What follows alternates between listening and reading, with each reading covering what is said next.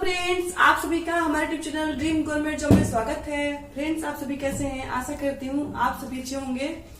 तो आइए, मैं सीडीपी का सेशन चल रहा है हमारा और आज का टॉपिक है बालक का शारीरिक विकास। अभी हम विकास चैप्टर ही पढ़ रहे हैं, उसमें ही बहुत सारे टॉपिक आएंगे आपको। शारीरिक विकास, मानसिक विकास, संवेगात्मक विकास, नैतिक विकास, बहुत सारे विकास आएंगे।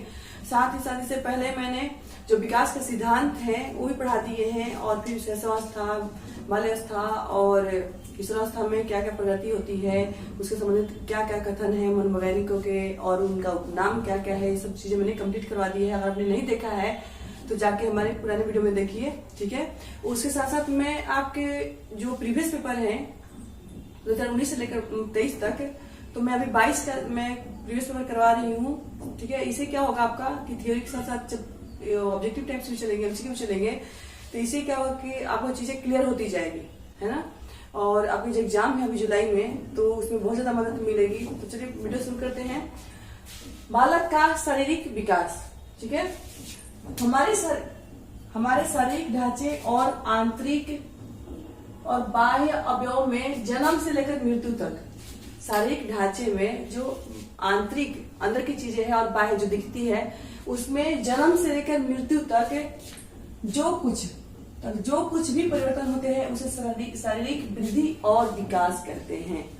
जो आंतरिक और बाह्य रूप से जो भी हमारे शरीर में जो भी विकास होते हैं, वो शारीरिक, आंतरिक और बाह्य रूप से जो विकास होते हैं उसे वृद्धि और विकास कहते हैं। अब वृद्धि और विकास क्या होता है? तो वृद्धि में क्या है कि वृद्धि में मापा और तोला जा सकता है, जिसे हम देख सकते हैं। सपोज करो कि हमारी लंबाई है, हमारी मोटाई है, हमारी ऊंचाई है, तो ये क्या है? ये वृद्धि में है। विकास में है कि इसमें सिर्फ भावनात्मक मतलब आप महसूस कर सकते हैं। वृद्धि तो आता ही है, इसके अंदर वृद्धि भी आता है, लेकिन आपको विकास में है कि कुछ ये दिखती नहीं है आपको। जैसे अगर कोई बच्चा पहले तर्कपूर्ण बातें नहीं करता था, बड़े होकर तर्कपूर्ण बातें करने लगा, तो कहने का मतलब उस बच्चे का मानसिक विकास हो रहा है। लेकिन कितना विकास हो रहा है हमने देखा नहीं है, सिर्फ महसूस किया कि हाँ विकास हो रहा है, लेकिन मात्रा कितनी है पता नहीं है, ठीक है। तो विकास का मतलब यही होता है कि जिसे हम महसूस कर सकते हैं, हम प्रॉपर्ली देख नहीं सकते।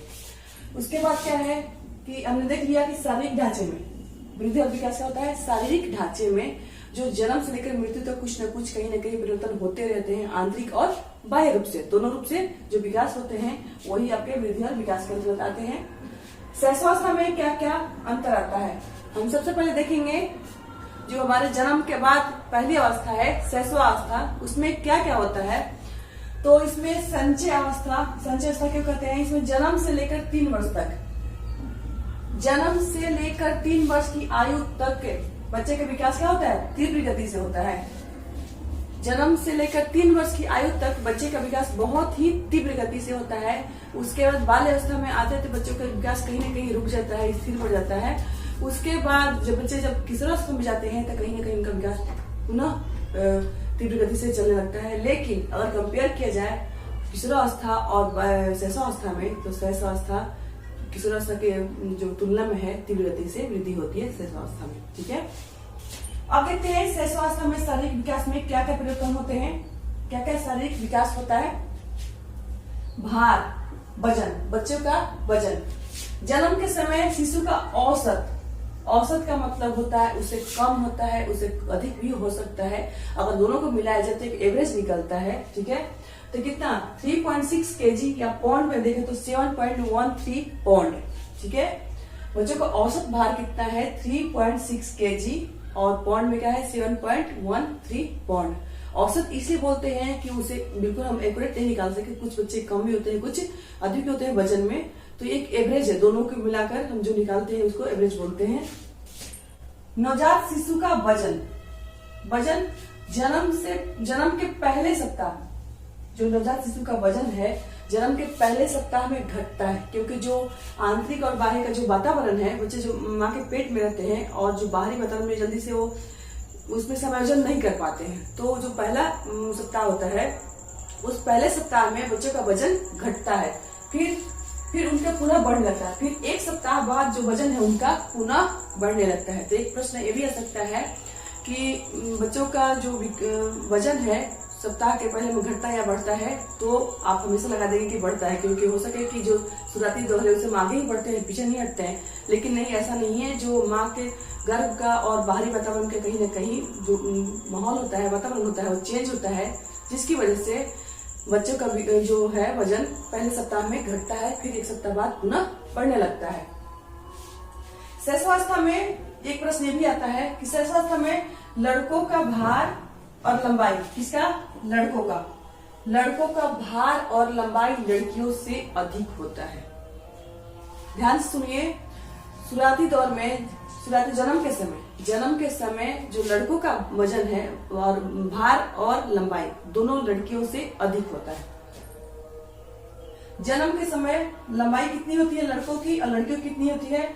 तो लड़कों की लंबाई होती है 51.25 सेंटीमीटर, 51.25 सेंटीमीटर, और लड़कियों की होती है 50.75। इट मीन्स 0.50 का अंतर है दोनों में। हम दोनों के निकाले तो 0.50 का अंतर है। हम इंच में देखें तो 19 से 22 इंच के बीच में होती है। लड़कों का यहाँ पर देख सकते हैं कि लड़कों का ज्यादा है, लड़कियों का कम है। सिर और मस्तिष्क, भ्रूणावस्था में विकास मस्तकोद्मुखी यानी कि सिर से पैरों तक बच्चों का विकास होता है। सिफेलोकोडल इसे बोलते हैं, सिफेलोकोडल। भ्रूणावस्था में बच्चों का जो विकास होता है सिफेलोकोडल, सिर से पैर की ओर होता है। इसमें क्या होता है कि बच्चे सबसे पहले सिर उठाते हैं, उसके बाद धड़ उठाते हैं, फिर बैठने की क्रियाएं करते हैं, उसके बाद फिर चलने की क्रियाएं करते हैं। ठीक है, सिर से पैर की ओर, सिफेलोकोडल। शिशु के मस्तिष्क का भार, यहाँ पर क्या बोल रहा है? शिशु के मस्तिष्क का भार कितना होता है? 350 ग्राम। शिशु के जन्म के समय शिशु का मस्तिष्क का भार 350 ग्राम होता है। ये एवरेज है, कम और अधिक भी हो सकता है। हड्डियां कितनी होती है जन्म के समय? जन्म के समय 270 हड्डियां होती हैं। बच्चों में, नवजात शिशु में 270 हड्डियां होती हैं। फिर धीरे धीरे जुड़कर ये कम हो जाती है। जैसे अभी एक प्रौढ़ावस्था में 207 हड्डियां होती है, 206 होती है। दांत की बात करें, हमने हड्डियों की बात कर ली है, अब हम दांत की बात करें हैं तो 1 वर्ष की आयु तक, 1 वर्ष की आयु में बच्चों के दांत कितने होते हैं? 8 दांत होते हैं। 1 वर्ष की आयु में बच्चों में 8 दांत होते हैं। और 4 वर्ष तक सभी अस्थायी यानी कि जो मिल्क के होते हैं ना, दूध के दांत, जिसे हम कहते हैं दूध वाले दांत, तो दूध के दांत की संख्या होती है 20, और ये 4 वर्ष की आयु तक लगभग आ जाते हैं। स्टार्टिंग 1 साल तक कितना होता है? तो 1 साल तक मात्र 8 दांत होते हैं, और 4 वर्ष की आयु तक बच्चों के सारे दूध के दांत यानी कि पूरे जो मिल्क टीथ है 20 होते हैं, वो आ जाते हैं 4 वर्ष की आयु तक। हृदय की धड़कन की बात करें तो प्रथम माह में यानी कि पहले महीने में बच्चे की हृदय की धड़कन कितनी होती है? तो 140 प्रति मिनट। बच्चों के जन्म के पहले माह तक जो हृदय की धड़कन होती है 140 पीएम प्रति मिनट। ठीक है, लेकिन 6 वर्ष की अवस्था में 100 प्रति मिनट। 6 वर्ष की अवस्था में क्या होती है? 100 प्रति मिनट। और अपन प्रौढ़ावस्था में जाते हैं तो कितने होते हैं? 72 प्रति मिनट। मांसपेशियों की बात कर लेते हैं। तो जन्म के समय इनका भार शरीर के 23% होता है। मांसपेशियों का भार होता है जन्म के समय, इनका भार होता है जो हमारे शरीर के जितना वजन है उसका 23%। गंध और घ्राण संवेदना, नवजात शिशु में सूंघने की क्षमता का विकास हो जाता है। जो नवजात शिशु है उनमें सूंघने की क्षमता होती है। तो हमने क्या क्या ओवरव्यू देखते हैं इसमें, जो शारीरिक ढांचे में आंतरिक और बाह्य रूप से जो भी परिवर्तन होते हैं उसे वृद्धि और विकास करते हैं। जन्म के 3 वर्ष तक, जन्म से लेकर 3 वर्ष तक बच्चों के शारीरिक और मानसिक विकास बहुत ही तेजी गति से होता है। ठीक है, जन्म के समय औसत भार जो बच्चे का वजन है कितना होता है? 3.6 kg, या पौंड में देखें तो 7.13 पौंड। उसके बाद पहले सप्ताह में बच्चे का वजन घटता है फिर बढ़ता है। ऐसा क्यों होता है? पहले घटता फिर बाद में बढ़ता क्यों है? क्योंकि जो माँ का गर्भ होता है और बाहरी जो वातावरण होता है बच्चे जल्दी एडजस्ट नहीं कर पाते हैं। इसी कारण बच्चों का पहले सप्ताह में वजन घटता है, फिर पुनः 1 सप्ताह बाद बढ़ने लगता है। और बच्चों का विकास, भ्रूणावस्था में बच्चों का विकास कैसे होता है? सिफेलोकोडल टाइप में, सिर से पैर की ओर होता है। हड्डियां कितनी होती है 270, मस्तिष्क का भार कितना होता है 350 ग्राम, और जो अस्थायी दांत कब तक आ जाते हैं तो 4 वर्ष की अवस्था तक बच्चों में अस्थायी दांत यानी कि मिल्क टीथ आ जाते हैं। तो चलिए अब आगे देखते हैं। तो चलिए फ्रेंड अब आगे देखते हैं। यहाँ पर बोला नवजात शिशु की अवस्थाएं, यानी कि नवजात शिशु की क्या क्या अवस्थाएं होती हैं। सबसे पहला है मोरो अवस्थाएं। सबसे पहला है मोरो अवस्थाएं। इस अवस्था में बालक क्या करता है, तो जब तीव्र शोर होता है यानी बहुत जोरों की आवाज होती है तो बच्चा अपनी कमर को मोड़ते हुए, कमर को ऐसे मोड़ते हुए भुजा को आगे की ओर फेंकता है।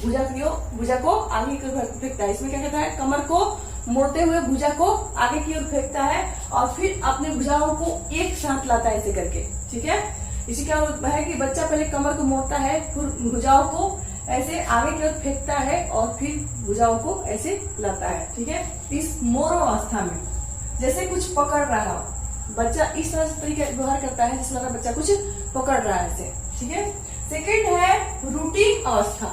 सेकेंड है रूटीन अवस्था। इस अवस्था में बच्चा क्या करता है, तो जो नवजात शिशु है उसके गाल छूने पर, यानी कि आप साइड में छुएंगे उसके, तो बच्चा मुंह खोलता है। बच्चे जो छोटा नवजात शिशु है उसको ऐसे साइड में छुएंगे तो गाल मुंह खोलेगा। ठीक है, और सिर को ऐसे ऐसे घुमाने के लिए, जैसे होता है ना कि उनको लगता है कि मम्मा दूध पिलाने के लिए कर रही है, तो जैसे आप छुएंगे तो उसको लगेगा कि मम्मा दूध पिलाने के लिए, ऐसे ऐसे करके चेहरे को उधर की तरफ खींचते हैं। ठीक है, तो इसको ही रूटीन अवस्था कहते हैं। तीसरा है बेबीनेस की अवस्था। बेबीनेस की अवस्था, इस अवस्था में क्या कहते हैं, यदि बच्चे के पैर के तलवे पर, कहा बच्चे के पैर के तलवे पर ठोका जाता है तो पैर की उंगलियां ऊपर की ओर हो जाती है। जब बच्चे के पैर के तले पर ठोका जाता है तो पैर की उंगलियां जो है वो ऊपर की तरफ हो जाती है, फिर आगे की ओर मुड़ जाती है। जो उंगलियां है ऐसे मुड़ के फिर आगे की ओर ऐसे मुड़ जाती है पैर की उंगलियां। यह क्रिया जो होती है इसे बेबीनेस की अवस्था कहते हैं। इसके बेबीनेस की अवस्था कहते हैं। बेबीनेस की अवस्था में क्या होता है, बच्चे के पैर के तले पर ठोका जाता है तो बच्चा पैर को ऐसे करता है, फिर उसे सिकुड़ाता है। इसकी जो ये क्रिया करता है बच्चा, उसको बेबीनेस की अवस्था कहते हैं। बिल्किंग में क्या होता है, तेज प्रकाश होने पर, यहाँ पर हमने देखा था तीव्र शोर होने पर, तेज आवाज होने पर, यहाँ पर है तेज प्रकाश होने पर। ध्यान से आप लोग देखिए, यहाँ पर शोर है, यहाँ पर प्रकाश है। बच्चे जो है बच्चों आंखें बंद कर लेता है। जब तेज प्रकाश होता है तो इस दौरान क्या होता है, बच्चा आंख बंद कर लेता है। इसके बोलते हैं बिल्किंग अवस्था। अगर आवाज तेज होती है तो बच्चा अपने कमर को मोड़ते हुए भुजाओं को आगे फेंकता है, फिर अगर अंदर की तरफ लेता है तो ऐसा लग रहा है कुछ बच्चा पकड़ रहा हो, तो ये आपका मोरो अवस्था है। और बिल्किंग अवस्था में क्या होता है, तेज प्रकाश होने पर बच्चा आंख को बंद कर लेता है। ठीक है, आई होप आप समझ रहे होंगे जो 4 अवस्थाएं कौन है, मोरो अवस्था, रूटीन अवस्था, बेबीनेस की अवस्था और बिल्किंग अवस्था। आप देखते हैं कि बाल्य अवस्था में शारीरिक विकास में क्या क्या होता है। हमने अब तक क्या पढ़ रहे थे, हमने शिशुअवस्था पढ़ रहे थे, अब हम पढ़ेंगे बाल्य अवस्था। वजन कितना होता है बाल्य अवस्था में, बच्चों का होता है, उसका वजन कितना होता है, तो बच्चे का वजन होता है 36 से 43 किलो। वजन होता है, एवरेज है 36 से 43 किलो के बीच में। लंबाई कितनी होती है, इस अवस्था में जो बालिकाओं की लंबाई है, जो हमने शुरू में देखा था शिशुअवस्था में, जन्म के समय लड़कों का भार और लंबाई जो दोनों है लड़कियों से अधिक होती है, लेकिन बाल्य अवस्था आते आते क्या होता है कि जो लड़कों की लंबाई होती है वो कम हो जाती है, लड़कियों की लंबाई ज्यादा होती है। फिर किशोर अवस्था में लड़कियों की लंबाई कम हो जाती है और लड़के जितने लंबा होना चाहते हो उतने ज्यादा लंबे हो जाते हैं। ठीक है, तो हमने देख लिया शिशुअवस्था में क्या है कि लड़कों की लंबाई ज्यादा होती है, फिर बाल्यावस्था में लड़कियों की लंबाई ज्यादा होती है और फिर किशोरावस्था में लड़कों की लंबाई ज्यादा होती है। सिर और मस्तिष्क संबंधित क्या है कि बालक के मस्तिष्क का विकास 5-6 वर्ष में, कितने सालों में, 5-6 वर्ष की उम्र में तक लगभग 90% सिर का विकास हो जाता है। बच्चों के सिर का विकास लगभग 5-6 साल की उम्र में लगभग 90% तक हो जाता है और फिर 10 से 12 साल में 95% तक हो जाता है उनका विकास। ठीक है, और जो मस्तिष्क का भार है, जो बाल्यावस्था में मस्तिष्क का भार है 1260 ग्राम, यानी 1 kg 260 ग्राम मस्तिष्क का भार हो जाता है बाल्यावस्था में। दांत की बात करें तो 12 से 13 वर्ष की उम्र में 27 से 28 दांत आ जाते हैं, यानी कुल मिलाकर जो विजडम टीथ है सिर्फ वही नहीं आते, यानी जो अकलचा होते हैं जिसे, तो सिर्फ जो 4 दांत होते हैं अकलचा वही नहीं आते, बाकी 27 से 28 यानी कि 28 दांत लगभग आ जाते हैं। हृदय की बात करें तो 1 मिनट में 72 टाइम्स मतलब 72 बार धड़कता है। हृदय की बात करें तो 1 मिनट में 72 बार धड़कता है। मांसपेशियों की बात करें तो जो शरीर का कुल भार है उसका 27 से 30% होता है। जो मांसपेशियों का वजन होता है, जो कुल शरीर का वजन है उससे 27 से 30% होता है। जैसे तो फ्रेंड्स, हमने शैशवावस्था और बाल्यावस्था देख लिया। अब हम देखेंगे किशोरावस्था का शारीरिक विकास। तो इस अवस्था में बालक का तीव्रतम विकास, यानी किशोरावस्था की बात कर रहा है। किशोरावस्था में बालक का तीव्रतम विकास कितने में? 14 से 15 वर्ष तथा बालिकाओं में, ये बालक की बात हो रही है, यहाँ पर बालिकाओं में 11 से 13 तक आयु तक हो जाता है। यानी तीव्रतम विकास जो है बालक में 14 से 15 और बालिकाओं में 11 से 13 वर्ष जो तीव्रतम विकास होता है किशोरावस्था में। मांसपेशियों का भार जो है शरीर के भार का 45 से 50% यानी कि 50% हो जाता है। जो शरीर का पूरा भार है उसके 45 से 50% यानी कि 50% तक लगभग आपके मांसपेशियों का विकास हो जाता है। 15 वर्ष के बाद लड़कों का भार कितना? 15 वर्ष के बाद लड़कों का भार लड़कियों से अधिक हो जाता है। अभी हमने देखा था जो बाल्यावस्था में कि शैशवावस्था में क्या होता है कि जो लड़कों का भार और लंबाई दोनों अधिक होती है, लेकिन बाल्यावस्था आते आते लड़कियां बाजी मारती है, मतलब लड़कियों के वजन और लंबाई आगे हो जाती है, और फिर किशोरावस्था में लड़के के वजन और लंबाई हो जाती है, अधिक हो जाती है। लंबाई की बात करें तो लड़कों की लंबाई 18 वर्ष तक बढ़ती है और लड़कियों की लंबाई 16 वर्ष तक बढ़ती है। हड्डियां कितनी होती है? 18 वर्ष तक अवस्था में अस्थिकरण की क्रिया पूर्ण होने के कारण, 18 वर्ष तक अस्थिकरण की क्रिया पूर्ण होने के कारण जो किशोरावस्था में हड्डियों की संख्या कितनी होती है? 206, और आगे भी 206 ही रह जाती है, क्योंकि जो अस्थिकरण है वो पूरी तरह पूर्ण हो जाता है, इसलिए हड्डियों की संख्या 206 रहती है किशोरावस्था में और आगे की पूरी अवस्था में। दांत की बात करें तो दांत 28 अस्थायी दांत, 28 जो अस्थायी दांत है वो आ जाते हैं, परमानेंट दांत आ जाते हैं। जो और अकल दाढ़ है, जो 4 अकल दाढ़ है इस किशोरावस्था के अंतिम समय तक वो भी आ जाते हैं। यहाँ पर जो उसको क्या बोलते हैं? प्रज्ञा दांत बोलते हैं, अकल दाढ़ बोलते हैं, विजडम टीथ भी बोलते हैं। तो ये इस अवस्था के यानी किशोरावस्था के अंत तक वो दांत भी आ जाते हैं। 4 अस्थायी दांत के साथ साथ 4 अकल दाढ़ भी आ जाते हैं, यानी कि पूरे 32 से 32 दांत आ जाते हैं। सिर और मस्तिष्क, इस अवस्था में मस्तिष्क का भार जो है 1350 ग्राम यानी 1 kg 350 ग्राम हो जाता है। हृदय की बात करें तो 1 मिनट में 72 बार धड़कता है लड़कों का, और लड़कियों का 60 से 70 बार। लड़कों का 72 बार और लड़कियों का 66 से 70 यानी 66 से 70 बार धड़कता है। तो आई होप आपको वीडियो अच्छी लगी हो। हमने पूरा कंप्लीट कर लिया है शैशवावस्था, बाल्यावस्था और जो किशोरावस्था है उसका शारीरिक विकास हमने कंप्लीट कर लिया है। वीडियो अच्छी लगती हो तो चैनल को लाइक, सब्सक्राइब, शेयर करें। बाय।